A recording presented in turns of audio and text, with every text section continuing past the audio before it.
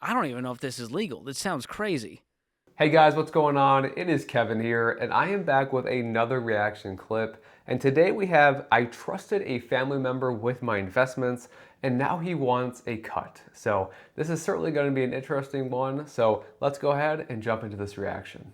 So I have some money that a couple years ago I put in with a family member who had some investment stuff that he was doing, and it's not a huge part of like my savings or anything, but it's just a little bit. And I guess it wasn't really worked out in the initial agreement, like what his cut of the money was going to be as he managed the investments. And so we're working on that now. And what was mentioned to me was like a 2 and 20 structure with like a 10% hurdle. So like we get the first 10%, and then anything above that, like he would get 20%. But then somebody else mentioned the 25%. And to me, that What kind of 25% number is just he a seems financial high. advisor What kind or of is this some back alley It's deal?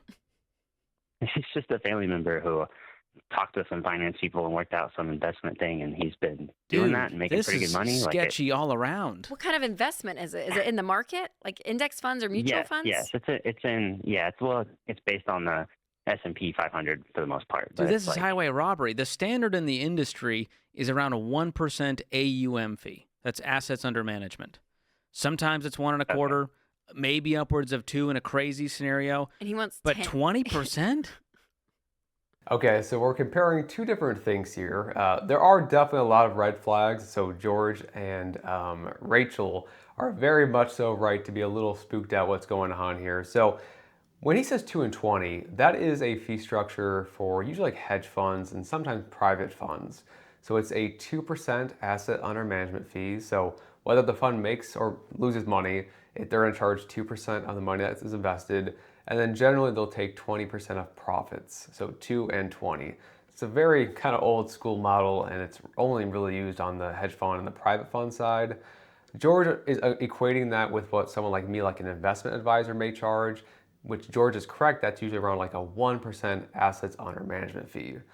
George is thinking that this guy is charging a 20% AUM fee. He's not doing that. It's 2 and 20, which I still think is not a very good deal. But at the end of the day, we are equating two different things. The bigger problem here is that his friend is likely, or his family member is likely operating as an unlicensed financial advisor or unlicensed investment advisor. And that's the bigger problem here. yeah, that's just anything above 10%. But like anything above the 10%, like if we make over 10% profit on the year, he gets 25% of As anything you over that. should, though. Does he work for an actual, like, registered investment advisor, like an actual firm? No, You it's keep just saying, like, a well, he's got side some thing. guys, like, he's like a middleman, and I Who i- would get your money away from this guy ASAP. Who's this family man? Is it an actual, like a cousin, a brother, Yeah, an uncle? brother-in-law. If he's not like running it through anybody else, he handles it all himself. But it's just something that he Okay, so he's a figured out. DIY investor, and he's just offering his services to you for a steep fee. I mean, we haven't really agreed on the fee yet. That's kind of What happens if he loses all your money? If I lose that money, but it's not a huge part of my How much are we life talking? How much have savings or you given anything. him so far? It's only 10 grand. Okay, so he sounds pretty young, and $10,000 is a substantial amount of money when you're young. If when you consider the opportunity cost that probably is going on here. Another big red flag that I noticed was Dan doesn't know the fee structure.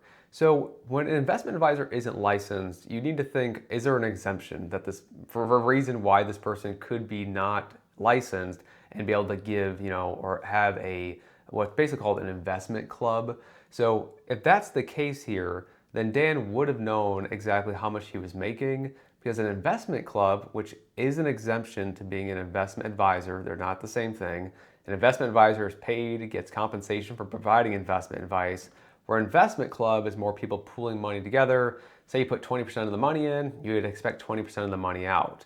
Dan doesn't know or expect that. He's expecting possibly a performance fee that he's going to pay. So that right there tells me that this is very likely set up as an unlicensed investment advisor trying to, basically masquerade as a investment club. That is illegal, and that's concerning. Okay, so what I would probably do, Dan, when did you give him this money to invest? About 2.5 years ago. Okay, how old is he? 40. And does he do this regularly? Like, is this like a He side? had been working on it with his own money for a while before he like opened it up to anybody else, And again, and is it it, is worked it for him. is he using like a Fidelity or a Vanguard? Like, does he have a brokerage Yeah, that he's it's through a brokerage. I think it's E-Trade, maybe. okay? So it's something you could be doing because he's not really moving money Yes, around, yes. is he? He just picked an investment No. and put it in. But you'd be better off just doing this with an actual professional Yes. who's licensed. Right. Okay. So how much money did you originally put in 2.5 years ago?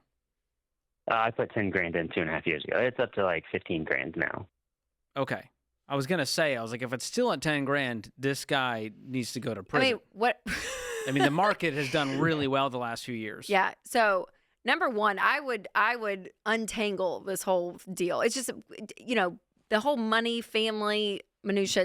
It just never really ends up good. So I would just say, hey, bro, I just want our relationship to be clear of any level of entanglement when it comes to money. I'm starting not to feel great about it. You've done nothing wrong. I freely chose to do this, but I've been, reading some books, doing some stuff. And I just think, are you married?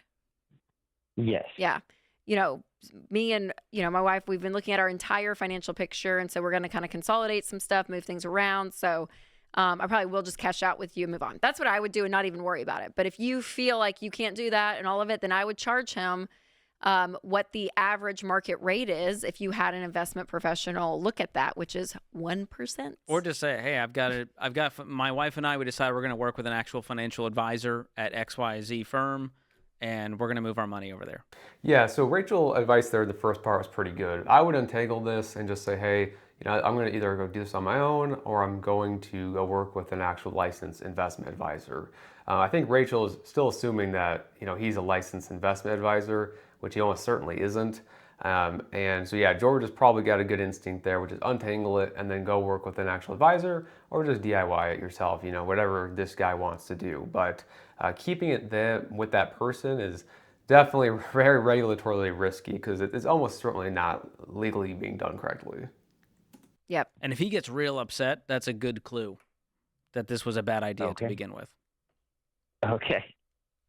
But I'm Yeah. glad you are at least up right now. Hurdles and He hasn't 20% embezzled the money. is crazy. Usually this call ends with, and all the money's gone, and I can't get in Oh, touch with no. him. Now that would be weird. Would that not be crazy, Dan, if you went and told But it him sounds that? like he likes this stuff, and he does DIY, and he came up with some deal that was like, all right, I'll make a little bit of money to manage this for you. I don't even know if this is legal. This sounds crazy.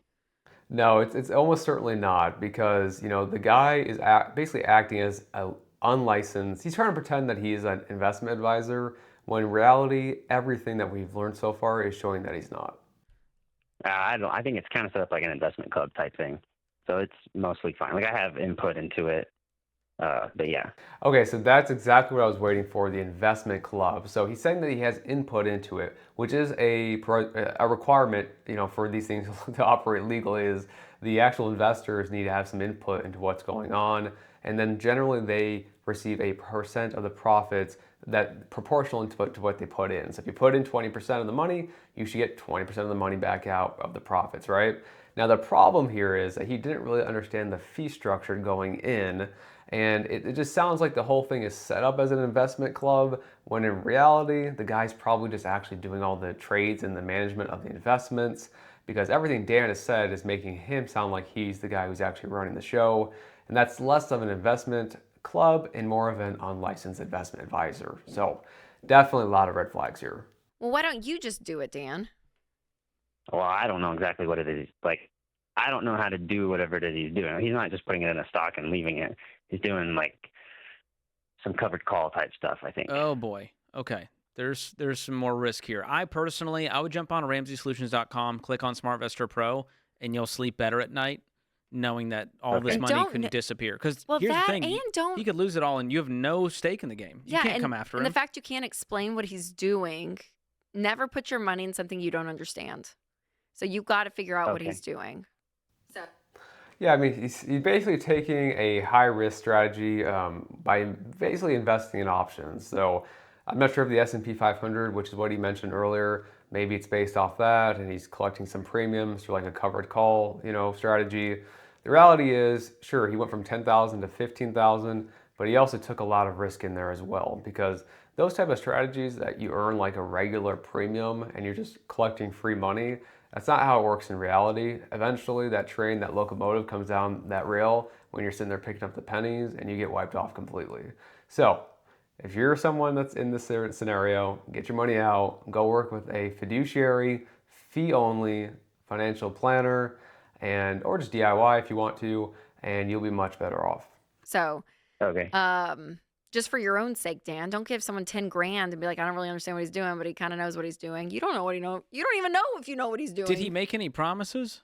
Was he like, hey, man, I'll double your money?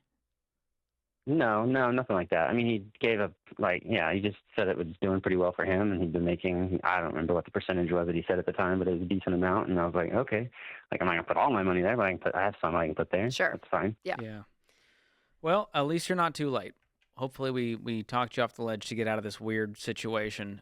And it's always a family member. That's the part that I'm glad at least it wasn't a whole life insurance thing where he's like, he said he's managing my money, and it's really just a life insurance salesperson who works at Northwestern who sucked you into this deal. Totally. Yep.